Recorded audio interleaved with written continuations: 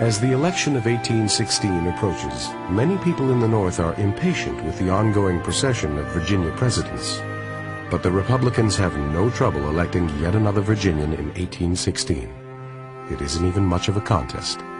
James Monroe, former Secretary of State and Revolutionary War veteran, is 61 years old when he takes office. After the Madisons left, just having started to build a rudimentary structure, Congress and the federal government enters into what we might call its adolescence. And like all adolescents, it's sort of gangly and uncontrolled and rebellious, and there was this sort of power push. There was this need for power, but no structure to contain it. So people are scrambling, men and women of political families are scrambling, trying to create power structures and coalitions and executive committees. Monroe's cabinet includes both Federalists and Republicans from North and South, East and West. These years are characterized as the era of good feelings. There is little political opposition, at least on the surface.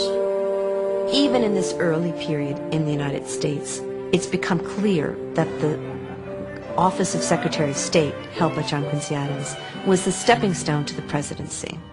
But other cabinet members were constantly jostling for position. And congressional committees are starting to form as well. And they also see themselves as kingmakers and power makers. So Congress in some ways had the powers to pick presidents because of the way the election system was structured.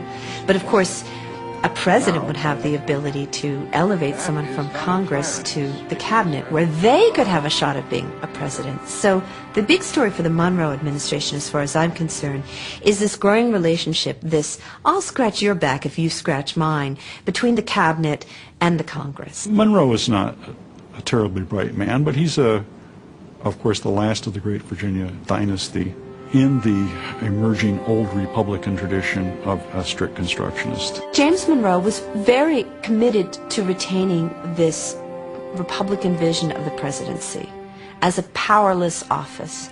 In fact, one of the things we know about James Monroe, he was the last president to wear the old-fashioned clothes of the Revolution, the breeches and stockings, which even in his day was considered rather quaint. But it was his way of indicating through his clothing that he was trying actually to take the presidency backwards to this Republican vision.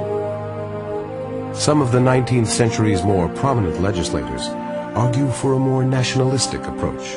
I think Henry Clay in the 19th century has a blueprint, an economic vision that, although not entirely realized during his lifetime, is important in setting the terms at which the national debate over political economy will take place. And a vision that stresses internal improvements in order to create a domestic market that would link West and East firmly together, that would keep the Union together, that would create high enough tariffs to protect domestic industries in order to encourage the development of domestic industries.